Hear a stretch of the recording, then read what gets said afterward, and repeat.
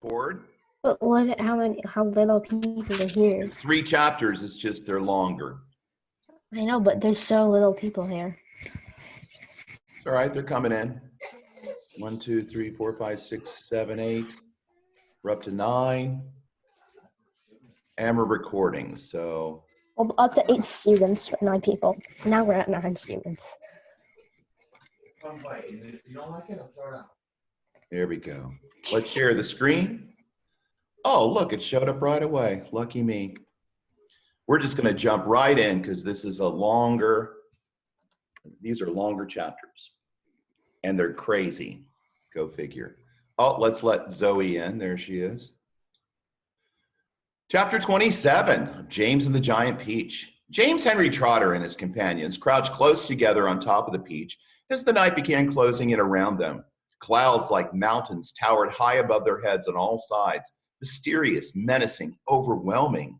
Gradually it grew darker and darker, and then a pale three-quarter moon came up over the tops of the clouds and cast an eerie light over the whole scene.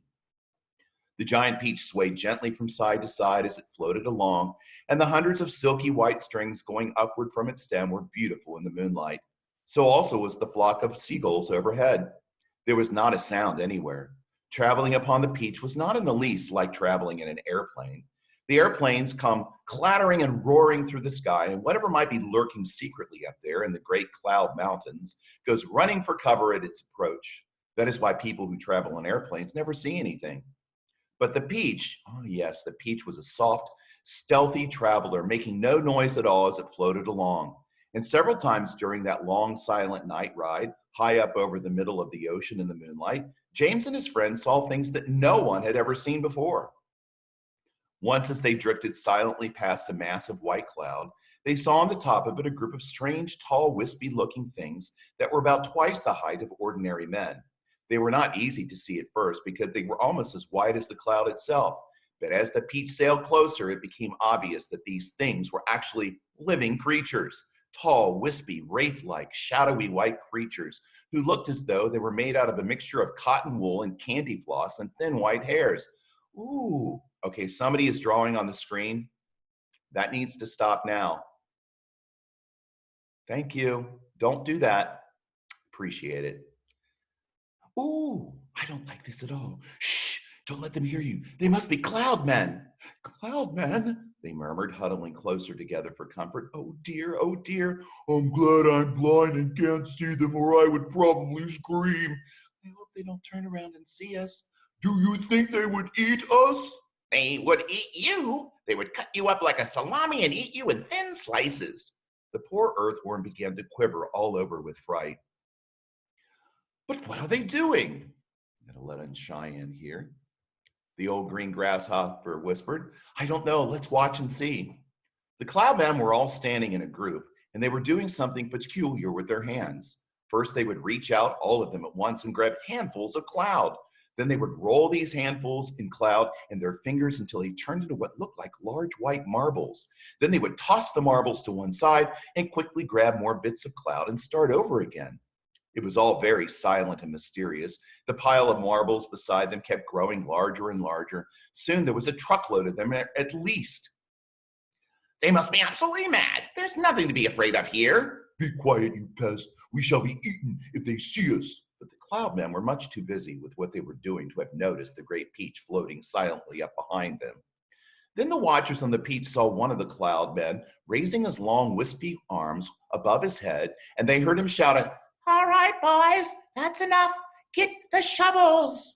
And all the other cloudmen immediately let out a strange, high-pitched whoop of joy and started jumping up and down and waving their arms in the air. Then they picked up enormous shovels and rushed over to the pile of marbles and began shoveling down as fast as they could over the side of the cloud into space. Down they go, hail and snow, freezes and sneezes and noses will blow.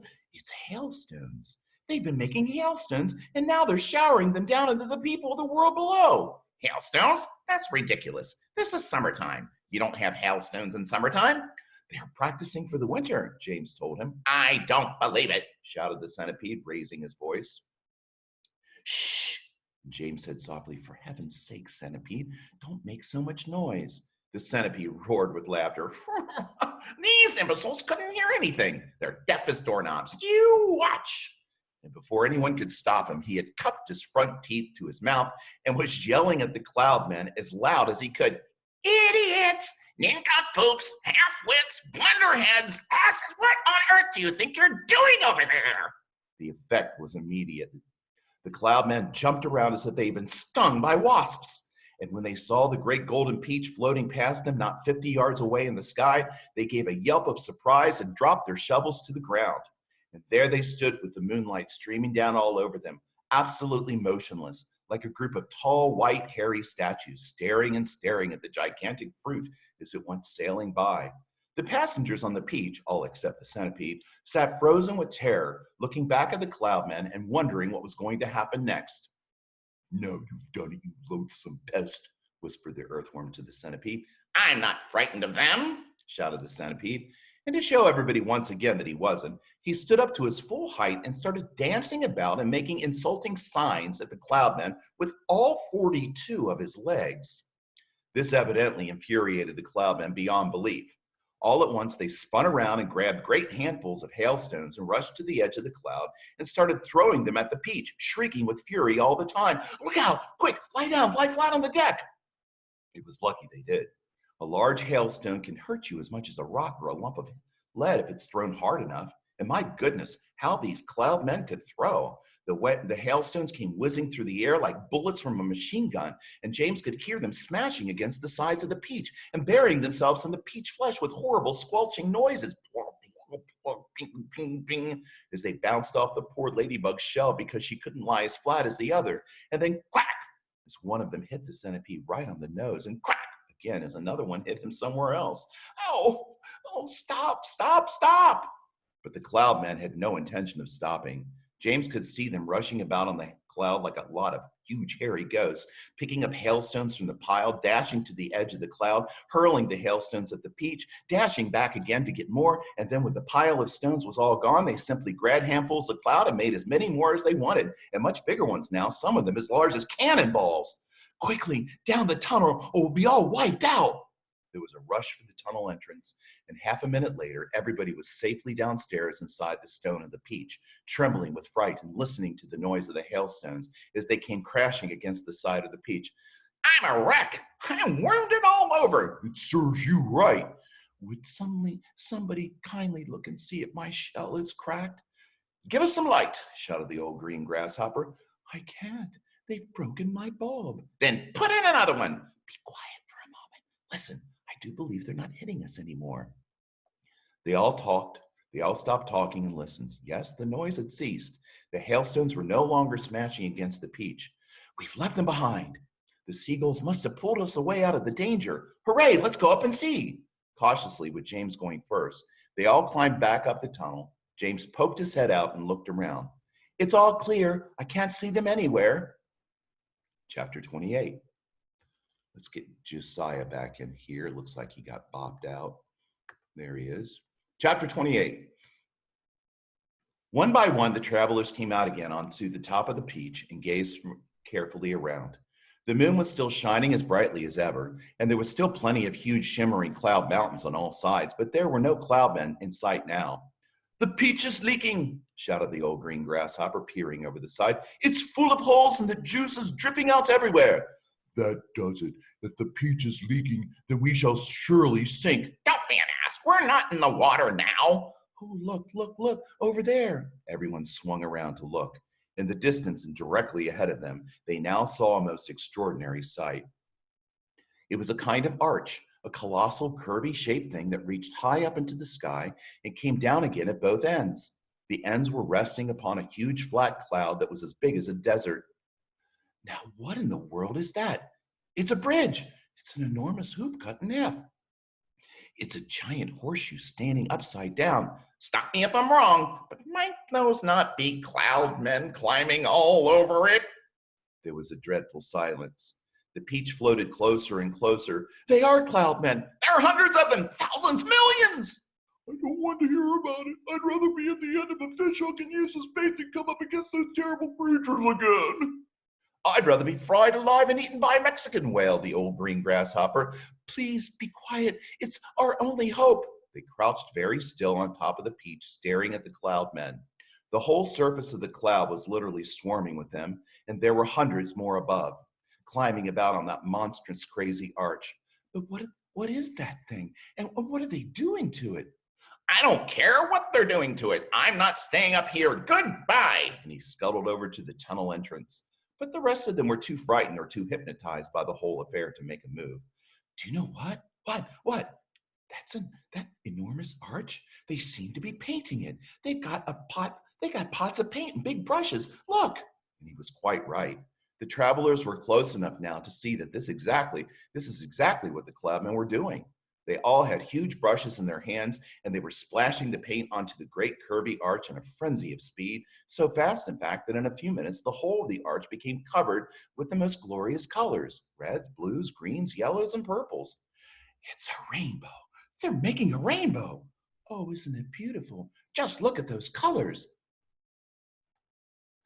Centipede, you must come up and see this.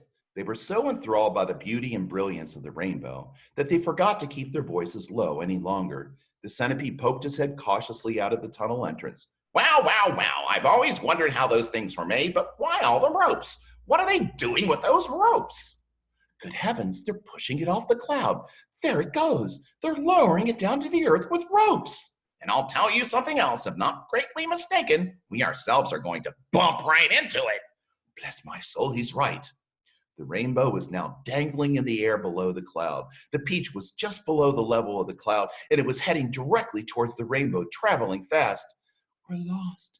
The end has come, Miss Spider cried, wringing her feet again. I can't stand it. Tell me what's happening. We're going to miss it. No, we're not. Yes, we are. Yes, no, oh my heavens. Hold on, everybody. James called out, and suddenly there was a tremendous thud as the peach went crashing into the top part of the rainbow. This was followed by an awful splintering noise as the enormous rainbow snapped right across the middle and became two separate pieces. The next thing that happened was extremely unfortunate. The ropes that the cloudmen had been using for lowering the rainbow got tangled up with the silk strings that went up from the peach to the seagulls. The peach was trapped. Panic and pandemonium broke out among the travelers, and James Henry Trotter, glancing up quickly, saw the faces of 1,000 furious cloudmen peering down at him over the edge of the cloud. The faces had almost no shape at all because of the long white hairs that covered them. There were no noses, no mouths, no ears, no chins. Only the eyes were visible in each face, two small black eyes glinting malevolently through the hairs.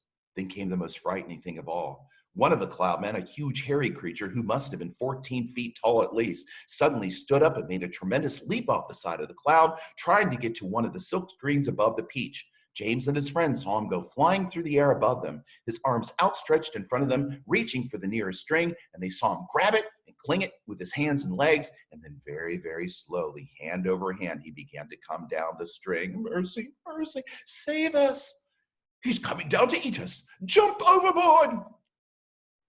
Then eat the earthworm first. He's no good eating me. I'm full of bones like a kipper. Centipede, quickly, bite through that string, the one he's coming down on. The centipede rushed over to the stem of the peach and took the silk screen in his teeth and bit through it with one snap of his jaws. Immediately, far above them, a single seagull was seen to come away from the rest of the flock and go flying off with a long string trailing from its neck. And clinging desperately to the end of the string, shouting and cursing with fury, was the huge, hairy cloud man. Up and up he went, swinging across the moonlight sky, and James Henry Trotter, watching him with delight, said, my goodness, he must weigh almost nothing at all for one seagull to be able to pull him like that. He must be all hair and air.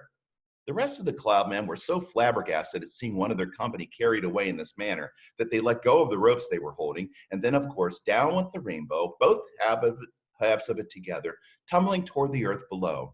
This freed the peach, which at once began sailing away from that terrible cloud.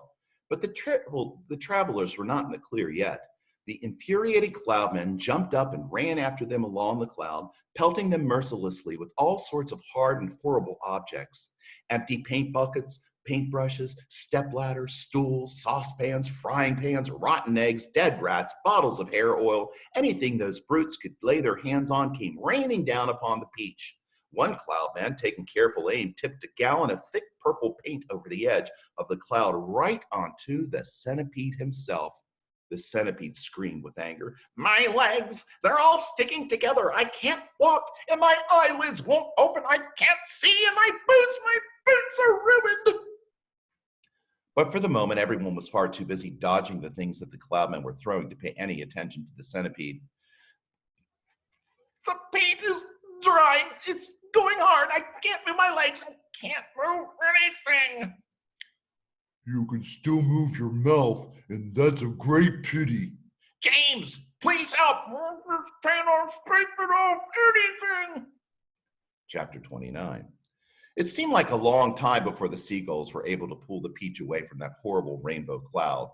But they managed it at last, and then everybody gathered around the wretched centipede and began arguing about the best way to get the paint off his body. He really did look a sight. He was purple all over, and now that the paint was beginning to dry and harden, he was forced to sit very stiff and upright as though he were encased in cement. And all 42 of his legs were sticking out straight in front of him like rods. He tried to say something, but his lips wouldn't move. All he could do now was to make gurgling noises in his throat. The old green grasshopper reached out and touched him carefully on the stomach. But how could it possibly have dried so quickly? Oh, it's rainbow paint. Rainbow paint dries very quick and very hard. I detest paint, Miss Spider announced. It frightens me. It reminds me of Aunt Spiker, the late Aunt Spiker, I mean, because the last time she painted the kitchen ceiling, my poor darling grandmother stepped into it by mistake when it was still wet, and there she stuck. And all through the night, we could hear her calling to us, saying, help, help, help. And it was heartbreaking to listen to her. But what could we do? Not a thing until the next day when the paint had dried. And then, of course, we all rushed over to her and calmed her down and gave her some food. Believe it or not, she lived for 6 months like that, upside down on the ceiling with her legs stuck permanently in the paint. She really did. We fed her every day. We brought her fresh flies straight from the web. But then on the 26th of April last, Aunt Sponge, the late Aunt Sponge, I mean, happened to glance up at the ceiling and she spotted her.